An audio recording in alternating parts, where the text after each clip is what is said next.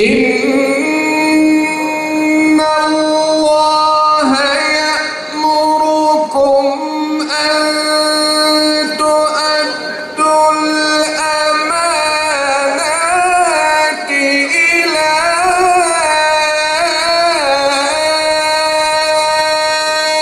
أهلها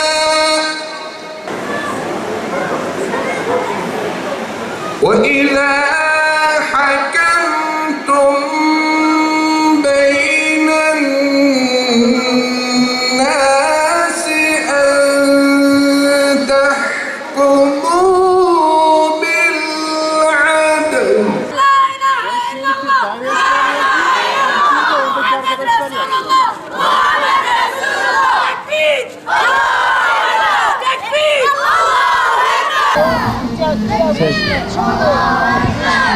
تكبير الله أكبر تكبير الله أكبر تكبير الله أكبر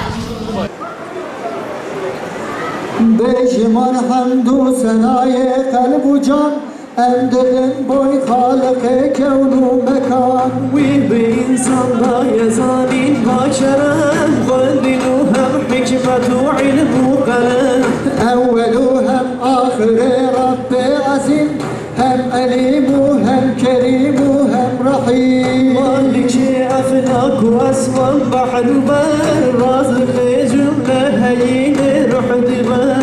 Değerli Peygamber sevdaları, kıymetli Peygamber aşıkları, programımızda coşkulu bir şekilde devam ediyor. Bu güzel Mevlid-i Şerif ardından şimdi de Özlem Ajan sanatçılarımızdan değerli kardeşlerimiz aramızda demiştik.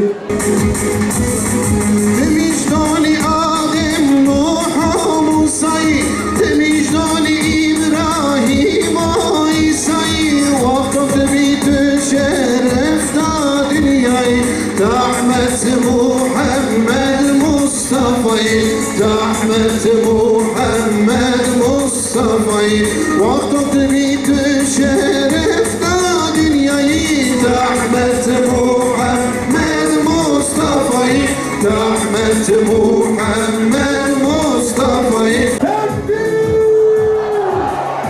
Allahu Ekber Allahu Ekber Maka umat ziyareti peygamber ko. Vay masalavatan Muhammed Vay masalavatan peygamber Muhammed ziyaretiye gel.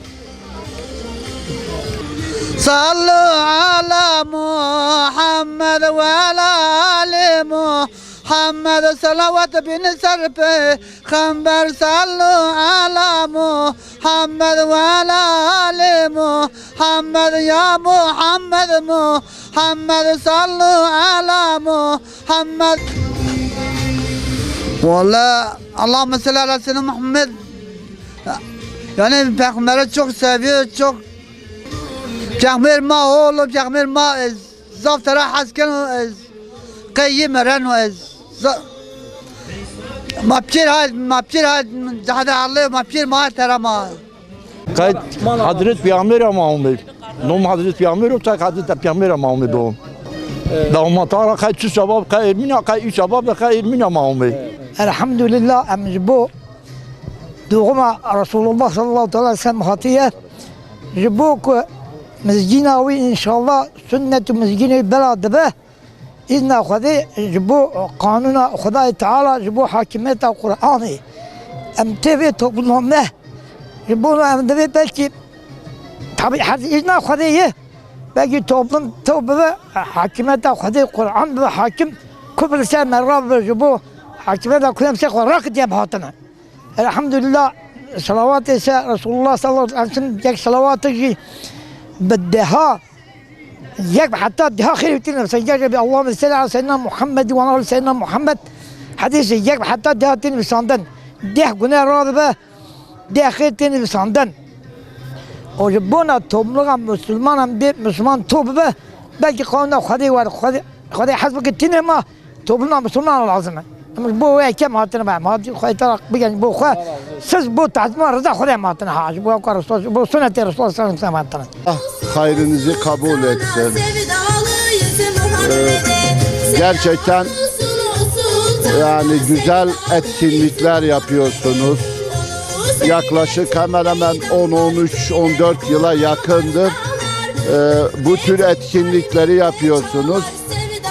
Bu etkinliklerle Peygamber Aleyhisselatü Vesselam'ı topluma tanıtma en birinci vazifemiz olması lazımdır.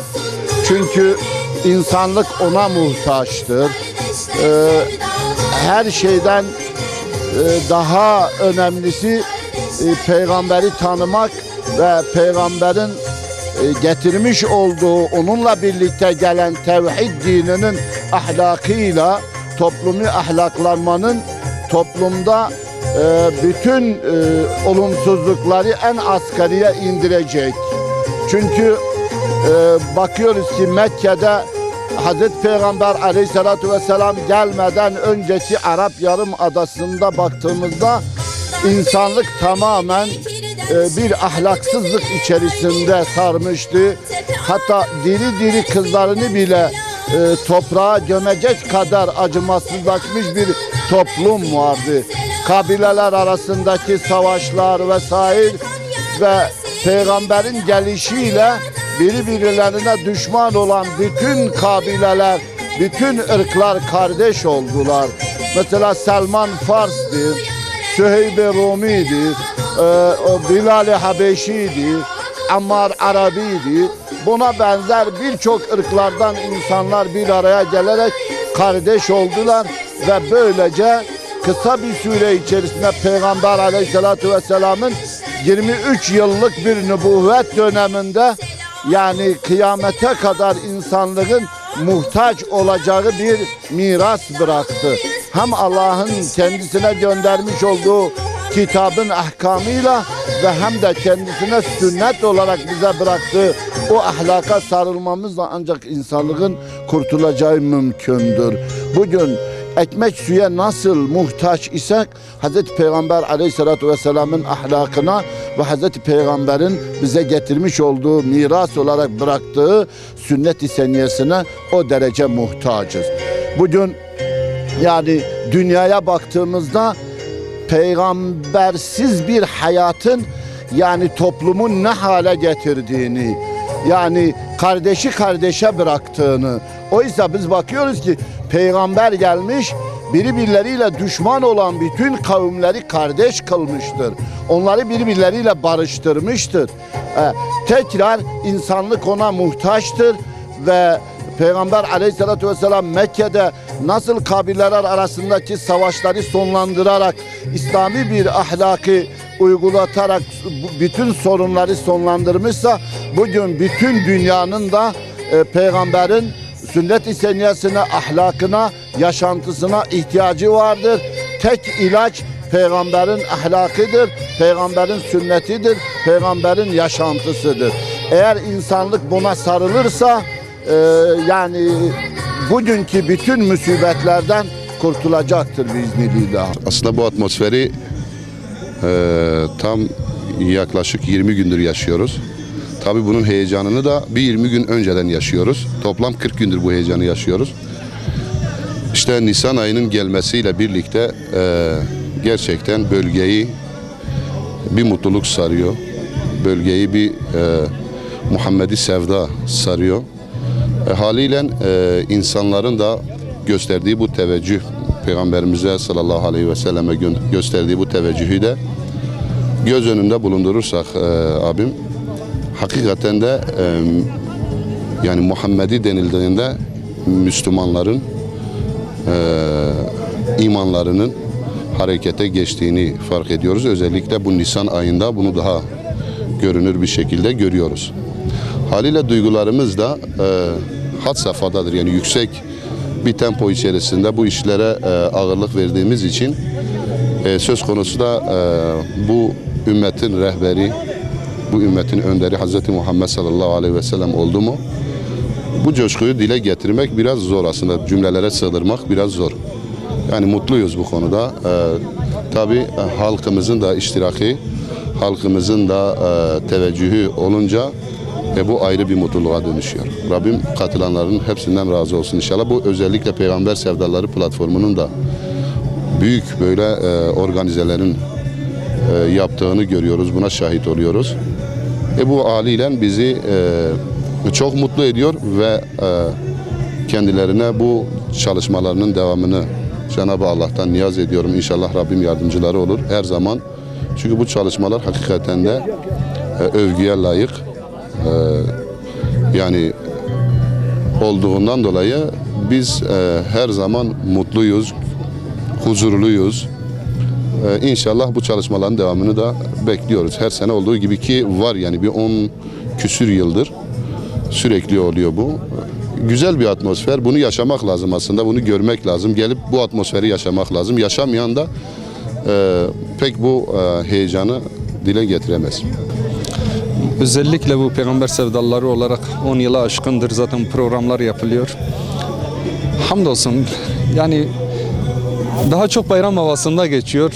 Yani insanların ondan sonra halkın, toplumun peygambere olan aşklarının gerçekten böyle ameli olarak göstermeleri bizi çok memnun ediyor.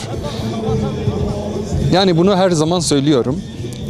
Her zaman Peygamber Aleyhisselatü Vesselam'a gerçekten biz sevgiyle eğer bağlanmışsak biz gerçekten Allah-u Teala bizi sevmiş demektir. Yani bugün buraya katılan inşallah bu bütün kardeşlerimizin bu coşkuya katılan, Peygamber'e olan aşklarını dile getiren bütün kardeşlerimize inşallah gökteki melekler dahi alkış tutacaklar inşallah. Hamdolsun yani sürekli görüyoruz. Görkemli karabalıklar oluyor, halkın duyarlılığı oluyor. Halk dalga dalga maşallah Peygamber'e olan aşklarını dile getirmek için meydanlara koşuyor. Çok güzel, farklı bir atmosfer oluyor. Gerçekten insan bazen duygulanıyor, bazen de seviniyor. Çok güzel manzaraları görüyoruz. Bakıyorsun böyle engelliden tut, çocuğundan tut, yaşlısından tut, her kesimden insanlar buraları akın akın dolduruyor. Bu da bizi mutlu ediyor. Yani gönül isterdi ki gerçekten gelmeyen kardeşlerimize de bir duyurumuz var. Gönül ister ki bütün kardeşlerimiz gerçekten bu aşkı, bu sevdayı kendileri de yaşasınlar. Bu atmosferi kendileri de yaşasınlar. Gelsinler, görsünler. Kaçmasınlar. Yani dünyanın her tarafında kim olursa, hangi meşrebe, hangi dine, hangi kime mensup olursa olsun Peygamber Aleyhisselatü Vesselam, İslam her şeye kucak açmıştır. Biz bütün insanlara kucak açmışız. Bütün halkımızı, bütün toplumun bu meydanlara bekliyoruz. İnşallah hepsi icabet eder. Rabbim muvaffak eylesin. Bu organizatörde emeği geçen tüm kardeşlerimizden de Allah razı olsun. Teşekkür ediyorum. Bismillahirrahmanirrahim. Tabii ki andığımız kişi Peygamber Aleyhisselatü Vesselam, başka biri değil. Onun için biraz heyecanlıyız. Hizmet ettiğimiz ve uğruna çalıştığımız kişi Peygamber Aleyhisselatü Vesselam'dır. O yüzden çok coşkuluyuz, heyecanlıyız. Bir bayram havasındayız. İnşallah gelen misafirlerimizi güzel bir şekilde ağırlarız. Ve gereği gibi misafirperverliğimizi gösteririz inşallah. Duygular çoktur. Burada anlatmaya kelimeler kifayet etmez. İnşallah etkinliğimiz de bu minval üzere güzel geçer. Yani burada Kutlu Doğum etkinliği düzenliyoruz derken yani Peygamber Aleyhisselatü Vesselam'ın hayatından pasajlar anlatarak biraz ona benzemeyi ve onun gibi yaşamayı anlamak için yapıyoruz bu etkinliği. Zaten programın ana teması da Peygamber Aleyhisselatü Vesselam'ı anlamak ve onun sünnetini yaşama temalı bir program. İnşallah Rabbim bize yaşamayı nasip eder, misafirperverliğimizi gösterip inşallah gelen misafirlere de bu minval üzere bir mesaj vermeye çalışacağız inşallah. Evet, Esselamu Aleyküm. Her yıl olduğu gibi bu sene de Bingöl'de Kutlu Doğum etkinliği düzenliyoruz. Öncelikle programı düzenleyen Peygamber Sevdaları Vakfı'na çok teşekkür ediyoruz. Allah kendilerinden razı olsun. Açıkçası güzel şeylere vesile oluyorlar. Biz de her sene olduğu gibi mevlid okumaya çalışıyoruz. İlahilerle gelen insanları manevi atmosfere iletmeye çalışıyoruz. Bu vesileyle tekrardan belirteyim. Kutlu Doğum etkinliğini, Peygamberimizin mevlidini icra eden, organize eden Peygamber Sevdaları Vakfı'ndan Allah razı olsun, teşekkür ediyoruz. Bu vesileyle her yıl olduğu gibi yani peygamberi anlama ve peygamberin hayatını öğrenmeye vesile oluyorlar. Allah kendilerinden razı olsun diyoruz. Adım Musa Yararlı, Bingöllüyüm. Muhammedi Sevda her geçen gün Allah'ın izniyle artıyor ve artacak da. Biz öncelikle şöyle ifade edeyim. Başta Peygamber Sevdaları Vakfı'na teşekkürle başlamak istiyorum. Çünkü böyle manevi ve güzel bir programı Bingöl ve Türkiye'nin hemen hemen her kentinde düzenlemeye çalıştıkları için kendilerini tebrik ediyorum. Bizler de acizane bu programlarda görev alıyoruz. Açıkçası bu programlarda görev almak bizim için tarifi eşsiz bir duygu. Hem manevi anlamda hem uhrevi anlamda bizlere bir şeyler katıyor. Daha sonra şunu söylemek istiyorum. Bu programlar ümmetin, tüm Müslümanların ve ülkemizin birlik ve beraberliğine vesile olacağına inanıyorum. Onun için tekrardan buradan teşekkürlerimi sunuyorum sizlere ve sizlerin aracılığıyla Peygamber Sevdaları Vakfı'na. Benim ismim Ömer Akgün, ben Hasan Karlıvalıyım. Gerçekten bu Peygamber Sevdaları'nın bu organizasyon çok güzel. Herkes tarafından beğenilen bir organizasyon. Yıllardır bu devam ediyor aynen bu güzellikler. Elhamdülillah gerçekten coşku da var. Milletin katılımı da güzel. Yıllardır bu organizasyon devam ediyor. Biz de eğer burada bir şeyler verebiliyorsak ne mutlu bize. Allah hepinizden razı olsun. Allah sizin de hayrınızı kabul etsin inşallah. Adım Ayasullah, soyadım Atilla. Bingöllüyüm. Her sene bu sene de Peygamber Sevdaları'nın düzenlenmiş olduğu Bingöl Kutlu Doğum etkinliğindeyiz. Bu sene de çok heyecanlıyız yine aynı şekil. Muhammed Sevda günden güne artıyor, yayılıyor. Bazılarımız sesiyle, bazılarımız da hitabıyla buna katkıda bulunuyoruz. Bu sene yine meydanlardayız. Yine yağmurlu ama halkımız buna rağmen her zaman gibi meydanlarda. Allah onlardan da razı olsun. Mevcut biliyorsunuz biz daha farklı etkinliklere, organizasyonlara da gidiyoruz. Ama Kutlu Doğum etkinlikleri yani daha doğrusu peygamberi anlama etkinlikleri daha bir farklı oluyor. Daha bir çaba gerektiriyor zaten. Biz de gereken çabayı elimizden geldiğince gösteriyoruz. Ercan Şenlik. Tabii ki zaten sizin de dediğiniz gibi her yıl Peygamber Sevdaları platformunun düzenlemiş olduğu bu programları icra ediyoruz. Yine her yıl olduğu gibi bu yıl da burada şehir stadyumundayız. Ben öncelikle organizasyonda emeği geçen Peygamber Sevdaları platformuna çok teşekkürlerimi arz ediyorum. Allah hayırlarını kabul etsin diyorum. İnşallah nasip olursa bu yıl ve önümüzdeki yıllarda yine bu programı icra etmeye tabii ki devam edeceklerdir. İnşallah biz de elimizden geldiğince destek olmaya çalışacağız. Bu işi beraber organize etmeye, yürütmeye çalışacağız Allah'ın izniyle. Küçüklüğümden beri Peygamber Sevdaları'nın düzenlenmiş olduğu mevlid etkinliklerine katılıyorum. Sesimle katkıda bulunmaya çalışıyorum. Mevlid okuyoruz, ilahi okuyoruz. Rabbim gençliğimizi onun yolunda harcamayı nasip etsin. Rabbim bizden kabul buyursun. Bu etkinliklere katkısı olan herkese Cenab-ı Allah mükafatlarını kat ve kat fazlasından versin. Bu Müslümanların birliğine, beraberliğine, vahdetine vesile olduğuna bizzat şahit olduk. Birçok yerlerde yani Müslümanların kaynaşmasına, Müslümanların gerçekten sadece Müslümanlığı camide namaz kılmakla geçiren insanlar sonra da gördüler ki bu sadece bir namaz kılmakla yeterli değildir. Müslümanların kaynaşması, Müslümanların vahdeti o bakımından çok faydalı bir şey oldu. Bunların daha da devam etmesi mesela Batı'da bakıyoruz seneden seneye artış oluyor katılımlarda, köylere, ilçelere yayılıyor. İnşallah Müslümanların vahdetine, birliğine, beraberliğine vesile olur. Hoş bir şeydir. Allah yardımcınız olsun. Perkvesi bayağı, percibiya memnunum. Çok şükür, percibiya memnunum. Kadi talahi vakit daha ziyade bekleşiktir ya kadi. Maşallah evlerde meg ve gerir maşallah ve gerini çok şükür. Elhamdülillah ya ziyaretler daha vakit ve. Vallahi köy küçük giriyor kadi peygamber zaman razıyım. Per teşekkür de kendim bir hadım.